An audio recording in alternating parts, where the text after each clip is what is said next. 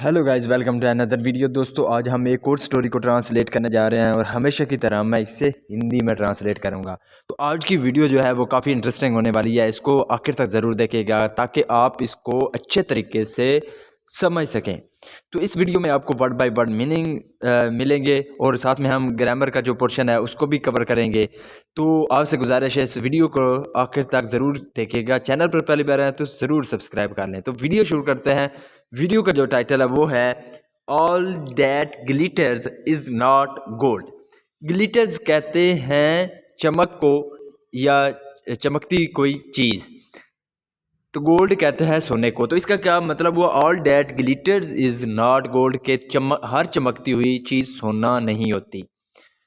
May be you have heard this before, so we start no. Once Mahesh was sitting outside his hut on a hill. Once का मतलब होता है एक बार या एक दफ़ा। महेश वॉज सिटिंग, यहाँ पे वाज के साथ वर्ब की फोर्थ फॉर्म है, यानी कि ये पास्ट कंटिन्यूअस टेंस है। तो वह सिटिंग, वो बैठा हुआ था, आउटसाइड यानी कि बाहर, हिज हट, हट कहते हैं झोपड़ी को, तो अपनी झोपड़ी के बाहर बैठा हुआ था। ऑन अ हिल, हिल कहते हैं पहाड़ी को। तो इसका क्या मतलब हुआ? Once Mahesh was sitting outside his hut on a hill. एक बार महेश अपनी झोपड़ी के बाहर पहाड़ी पर बैठा हुआ था। सडनली, सडनली का मतलब होता है अचानक। ही सॉ, सी की सेकंड फॉर्म है सॉ, जिसका मतलब होता है देखना। तो ही सॉ, उसने देखा, समथिंग कुछ, शाइनिंग, शाइनिंग का मतलब होता है चमकती हुई।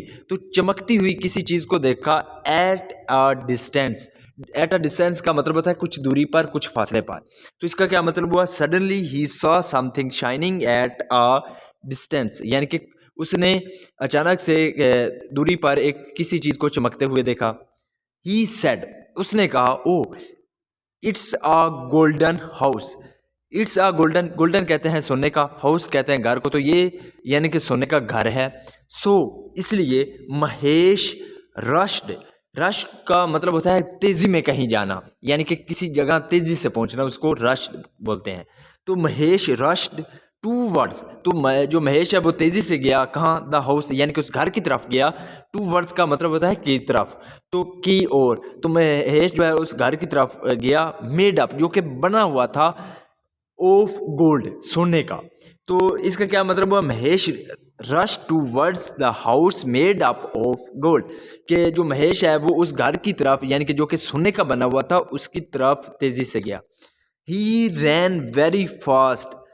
रन का मतलब होता है भागना, यहाँ पे सेकंड फॉर्म का इस्तेमाल किया गया है, जैसे आप देख रहे हैं रैन। तो ही रैन, वो दौड़ा, वेरी फास्ट यानी कि बहुत ज़्यादा तेज दौड़ा। बिकॉज, क्योंकि ही वांटेड, वो चाहता था। वांट का मतलब होता है चाहना, यहाँ पे सेकंड फॉर्म का इस्तेमाल किया गया है। ही वांटेड, वो चाहता था, टू रीच, पहुंचना, देयर, वहाँ, as soon as possible. As soon as possible का मतलब होता है यानी कि जितना जल्दी मुमकिन हो सके। तो इसका क्या मतलब हुआ? He ran very fast because he wanted to reach there as soon as possible, कि वो बहुत तेज दौड़ा क्योंकि वो वहाँ जल्दी पहुंचना चाहता था जितना मुमकिन हो सके। बट लेकिन, when he reached there, when जब ही रीच्ड देयर, वो वहां पहुंचा, इट वॉज एन ओल्ड हट, तो क्या ये थी क्या? ओल्ड हट, ओल्ड का मतलब था पुरानी, हट कहते हैं झोपड़ी, तो ये पुरानी झोपड़ी थी। यानी कि जब वो वहां पहुंचा तो वो यानी कि पुरानी झोपड़ी थी। इट अपेयर्ड, अपेयर का मतलब होता है लगना या दिखना, तो ये दिखती थी। अपेयर्ड सेकंड फॉर्म है, तो ये दिखती थी टू बी गोल्डन, यानी कि सोने की लगती थी। बिकॉज, क्योंकि, because of the sun rays, किसकी वजह से? Because of the sun rays, यहाँ पे पोस्ट्रॉफी एस है जो कि काकी का मतलब देता है। तो जो सूरज की रेज यानी कि जो किरणें हैं, फॉलिंग, वो पड़ रही थी। फॉल का मतलब होता है गिरना वैसे तो, या पड़ना, तो वो पड़ रही थी ऑन इट, उस पर, या गिर रही थी। तो इसका क्या मतलब हुआ? It appear to be golden because of the sun rays falling on it, कि ये सोने की लगती थी क्योंकि सूरज की जो किरणें हैं वो उस पर पड़ रही थी। विन, जब, he reached up the hill, he reached up यानी कि वो पहुंचा, द हिल यानी कि उस पहाड़ी पर पहुंचा। ही फोन्ड, फाइंड का मतलब होता है मिलना पाना, तो फोन्ड सेकंड फॉर्म है, सिंपल पास्ट टेंस का इस्तेमाल किया गया है। ही फोन्ड उसने पाया, डैट के सडनली अचानक, he saw that, he saw उसने देखा, डैट के नाउ अब, हिज ओन का मतलब होता है अपना, उसका अपना जो हट यानी कि उसकी जो अपनी झोपड़ी थी वाज शाइनिंग, तो वो चमक रही थी। तो दोबारा देखते हैं, when he reach up the हिल यानी कि जब वो पहाड़ी पर पहुंचा, ही फाउंड डैट उसने देखा कि सडनली अचानक, ही सॉ डैट के नो हिज ओन हट वाज शाइनिंग, के उसने क्या किया जब वो यानी कि उस घर की तरफ गया, जब वो पहुंचा तो जब वहाँ पहुंचा तो उसे क्या लगा, उसने अचानक देखा कि उसका जो घर था वो चमक रहा था। सम ग्लास पीसेज यानी ग्लास कहते हैं शीशे को, तो कुछ ग्लास के जो पीसेज कहते हैं टुकड़ों को, तो शीशे के जो टुकड़े थे कैप्ट वो रखे हुए थे ऑन द रूफ छत पर, वर कैचिंग तो वो कैच कर रहे थे यानी कि पकड़ रहे थे, द सनराइज तो जो सूरज की जो किरणें हैं उनको, एंड शाइनिंग और चमक रहे थे।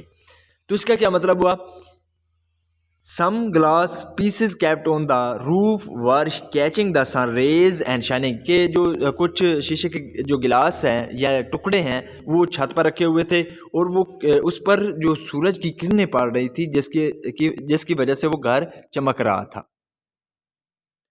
दिन फिर Mahesh smiled and said, smile का मतलब होता है मुस्कुराना, तो यहाँ पे सेकंड फॉर्म का इस्तेमाल किया गया, सिंपल पास्ट टेंस है।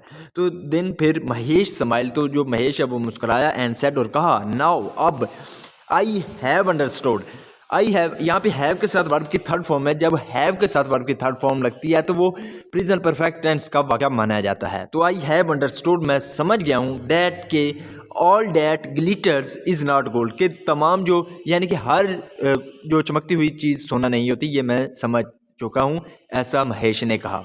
So this is the video guys, अगर आपको ये वीडियो पसंद आई हो तो इस वीडियो को लाइक कर दें, चैनल को सब्सक्राइब कर दें ताकि इसी तरह की आने वाली वीडियो आप तक पहुँचती रहे। Have a nice day, good bye.